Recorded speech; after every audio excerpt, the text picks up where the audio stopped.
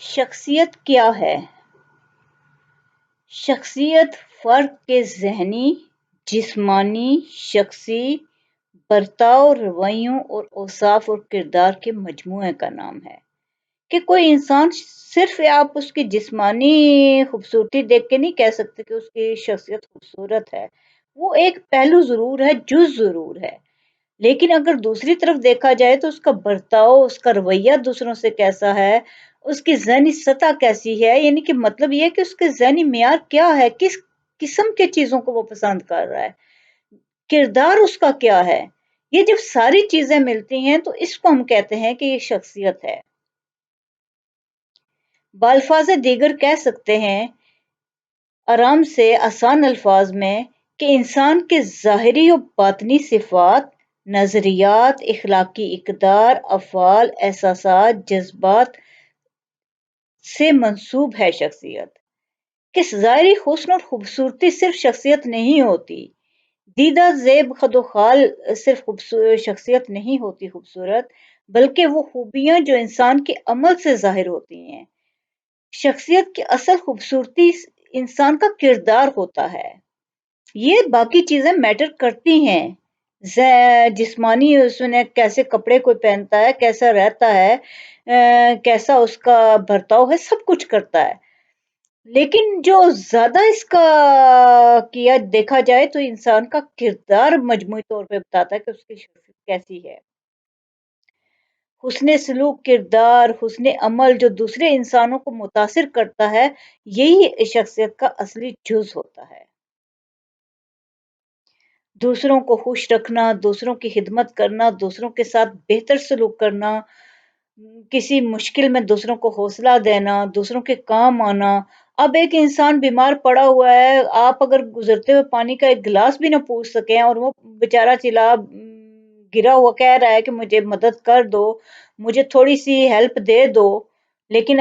گزرنے والا گزر جائے بے حس بن کے، یہ ضروری ہو سکتا ہے کہ انسان کو بعض اوقات بہت اچھا انسان بھی کسی کے کام نہ آ سکے، کوئی اور وجوہات بھی ہو سکتی ہیں، لیکن عام طور پہ اگر یہ انسان کی نیچر ہے کہ وہ دوسروں کے کام نہیں آتا، اس کے سامنے کچھ بھی ہو رہا ہو، کسی کو کسی کی ضرورت ہو،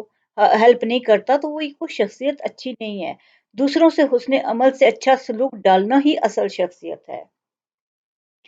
آسان الفاظ میں کہہ سکتے ہیں تعاون کرنا، دوسروں سے زندگی میں ہم آہنگی پیدا کرنا شخصیت کا حقیقی روپ ہے۔ آپ خود دیکھیں کہ یہ صفات جو ہیں کس طرح دوسروں کو متاثر کر دیتی ہیں۔ ایک انتہائی خوبصورت انسان ہے، اس نے بہت خوبصورت کپڑے پہنے ہوئے ہیں، بہت خوبصورت سارا کچھ ہے، لیکن وہ اتنا بد مزاج اور مغرور ہے تو اسے کون پسند کرے گا؟ بات کرے گا تو وہ اگر کہ انسلٹ کر دے گا تو اگلا تو آئندہ اس سے بات کرنا کیا اس کی شکل دیکھنا بھی پسند نہیں کرے گا۔ بدمزگی، نفرت، تلخی کا تاثر اگر چھوڑ جانے والا انسان ہوتا ہے تو کون اس کو پسند کرے گا؟ جبکہ اس کے برعکس ایک عام انسان، عام ملبوس پہنے ہوئے، عام شکل و صورت کا انسان، ہر لحاظ سے عام، اگر وہ ہنس مکھ ہے، ملنسار ہے، منکسر المزاج ہے، آپ سے بات کرے تو آپ کی شخصیت پہ خوشگوار اثر چھوڑ جائے، مشکل میں ہوں تو ہیلپ کر جائے، تو یہ شخصیت میں دیر پا اثر رہنے والے لوگ ہوتے ہیں۔ جو لوگ زندگی کے اس راز کو سمجھ لیتے ہیں کہ دنیا کے ساتھ چلنا کیسے ہے، وہ الگ تھلگ نہیں رہتے، وہ ہم آہنگی سے لطف اندوز ہوتے ہیں کہ دوسروں سے مل کے بیٹھنا بھی، دیکھیں ہر وقت انسان اگر محفلوں میں رہے تو بھی انسان کی شخصیت درست نہیں ہوتی، لیکن ہر وقت انسان تنہائی میں رہے تو وہ بھی شخصیت کو خراب کر دیتی ہے۔ تو بہترین یہ ہوتا ہے کہ اعتدال میں رہ کر دوسروں کے دکھ درد بھی بانٹے، جب کسی کو ضرورت ہو، بیمار ہو، اس کی عیادت بھی کرے، دوسروں کی خوشیوں میں بھی شریک ہو، تو اس طرح کی شخصیت جو ہوتی ہے ایک پرکشش اور دلکشی شخصیت کہلاتی ہے۔ ایسے لوگ سماج میں ہر دل عزیز ہوتے ہیں، وہ خود بھی خوش رہتے ہیں، مطمئن رہتے ہیں، جبکہ اس کے برعکس دیکھا جائے تو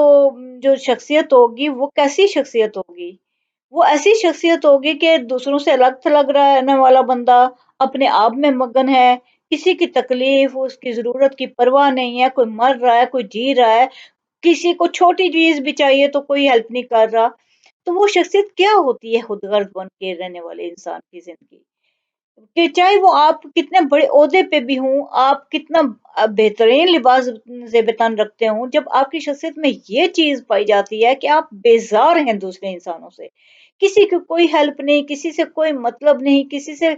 अच्छी बात है कि इंसान को किसी से गर्ज़ होनी नहीं चाहिए, लेकिन जब इंसान किसी मुश्किल में हो, उसकी मदद तो कर देनी चाहिए।